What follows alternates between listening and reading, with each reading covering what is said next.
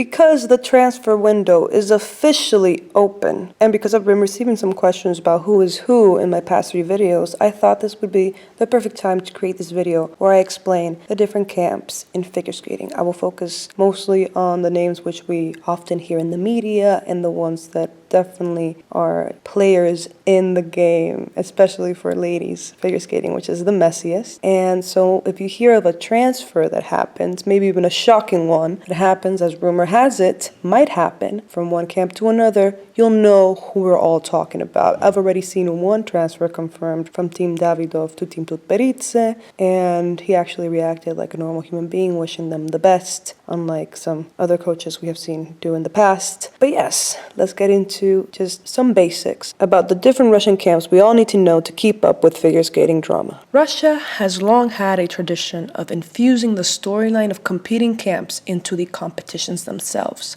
But as of recently, it has become the main intrigue at every competition, as figure skating coaches continually trash talk each other in the media and literally call out each other on Instagram like middle school girls. The coaches and their drama have become such an essential part of figure skating in Russia that this year they have introduced the coach cam during a skater's performance, where you can literally see a coach's minute-by-minute reaction to their students' successes and fails. Up first, let's get them out of the way, is the formidable Team Tutberidze, comprised of Eteri Tutberidze as the leader and the namesake, Daniel Gleichenhaus as the on-ice choreographer, and Sergei Dudakov. They're the trio that you always see at the boards during major competitions. There's, of course, many more other players behind the scenes, but these are the 3 that are the face of hashtag Team Tutberidze. They have a stranglehold, emphasis on strangle, because they're not letting that go anytime soon,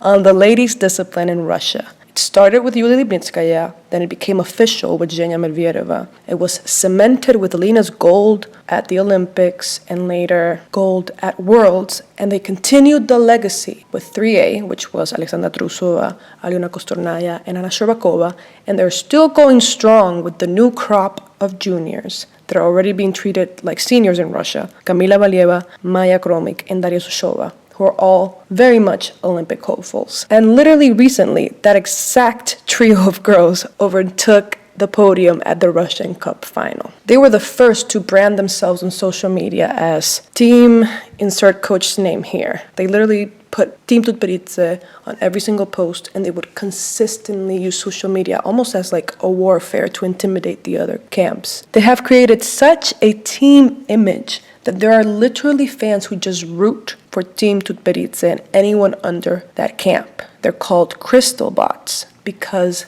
the ice rink is named the Krystalny. The school under which the Krystalny ice rink is at is Sambo 70. It is a government-funded sports school which initially focused on wrestling, hence the name Sambo 70. Sambo means wrestling in Russian. Their biggest contribution in sports, however, has been in figure skating, mainly because of Eteri Tutberidze. But now that we got them out of the way, let's talk about one of my favorite teams, Team Mishin. Only recently, with the trend of the teams, have they been called Team Mishin. Usually, they're called the skater of Professor Mishin, because Alexei Mishin is a professor at the Lex Fast School of Sports, Science and Physical Education in St. Petersburg. Why can't I say that? St. Petersburg. There we go. They are the main camp at St. Petersburg, I would say. And he used to be a pair skater with Tamara Moskvina, which is another well-regarded coach we will talk about later. He, unlike Eteri, has been successful across multiple disciplines, mainly men's, most notably with Evgeny Plushenko, and in ladies with Karolina Kostner, and as of recently with Lisa Tuktemisheva, who has just been selected to go to Worlds, because all of the Eteri girls, with the exception of Anna Sherbakova, are still too young for international competitions. Right now, he's also dominating the men's in Russia with his newest addition to the team, Mikhail Kolyoda. Also, he is super cute, but he never wears his mask correctly. But then again, he's a Russian coach, so why am I expecting them to wear any mask over their nose? Now we move to the messiest, to the newest, and the messiest, the Angels of Plushenko. The Angels of Plushenko are the most recent skating school in this video, as it was created by the legendary men's skater Evgeny Plushenko, who, we have just talked, was once the student of Alexei Mishin. He and his wife, Yana Rudovskaya, a couple of years ago invested a lot of money into this camp to the point where nowadays they even have a campus.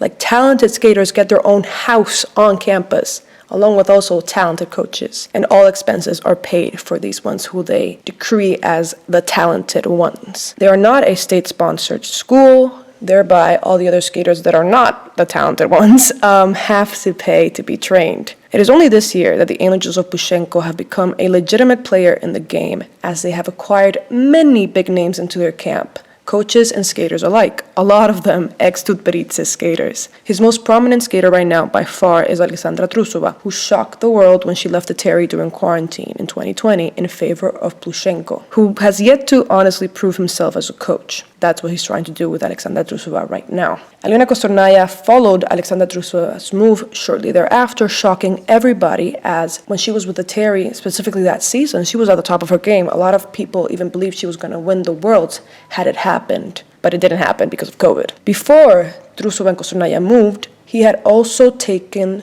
junior coach Sergei Rosanov, also known as Hot Sergei, from Team Tutberidze. He had moved to the Angels of Plushenko, taking along with him the Zhilina sisters, who were juniors with Team Tutberidze. Veronika and Aliona Zhilina moved to the Angels of Plushenko at the same time as Hot Sergei, but are not coached by Hot Sergei at the camp. Instead, they are coached by their mother, which is rumored to be the reason why they chose to be an Angel of Plushenko, because I doubt Terry was letting their mother coach them at the Krosnoni rink. I don't think being coached by your parent is ever a good idea, and hopefully the Jillian sisters can prove me wrong on that, but I just don't think so. Honestly, I'm convinced the Angels of Plushenko only exist to stir up drama and boost the ratings of Channel 1, and right now it's working. They are the main story at every single competition. The storyline is always Angels of Plushenko versus Team Tutberidze. Now let's move on to historic rink in Russia, CSKA. CSKA is a historic rink in Russia that has long produced champions and has been there since the Soviet Union, I believe, and was the home of legendary figure skating coach Tatiana Tarasova. Right now, the main two coaches to look at under CSKA, specifically for the ladies' discipline, is Elena Buyonova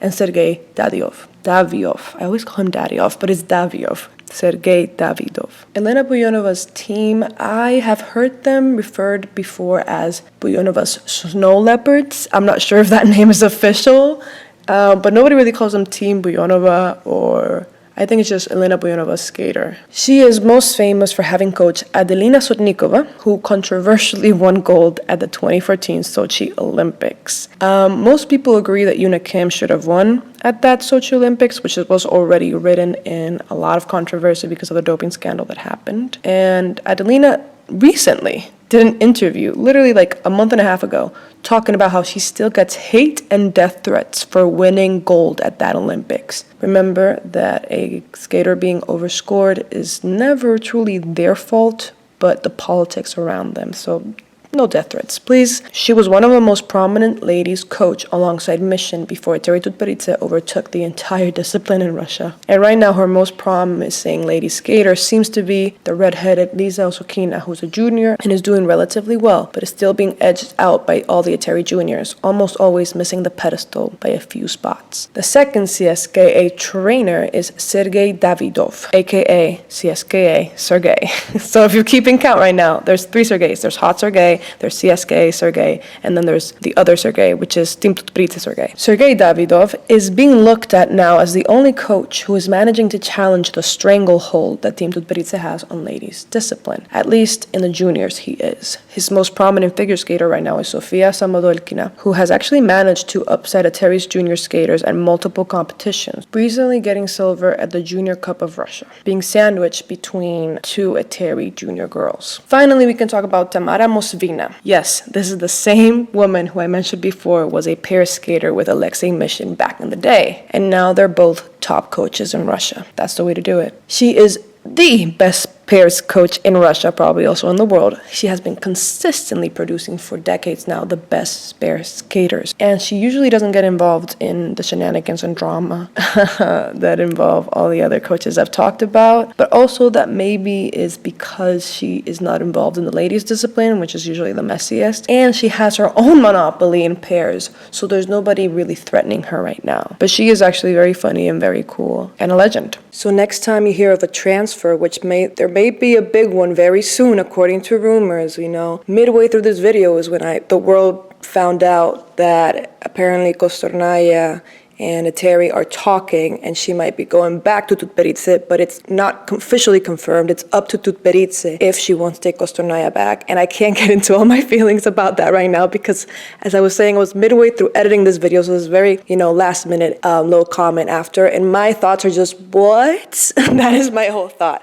So I'm waiting for it to be official, either yes or no, because right now it's all in Tutberidze's hands, and yes, she took Zhenya back, but Zhenya was also the prodigal daughter who, started this whole mess. So I don't know if Kostornaya is going to get the same treatment, especially when we know they weren't always, the warmest, and she was never really the favorite until she started winning. So that's that. If you hear of a new major transfer, now that the transfer window is open, hopefully now you know all the main players in the game, and you know who went to who in which camp, and if there are more transfers this season, I wouldn't doubt it for a second. Hope you guys enjoyed. There will definitely be another video. I don't know if before or after Worlds, but I'll see you guys again soon.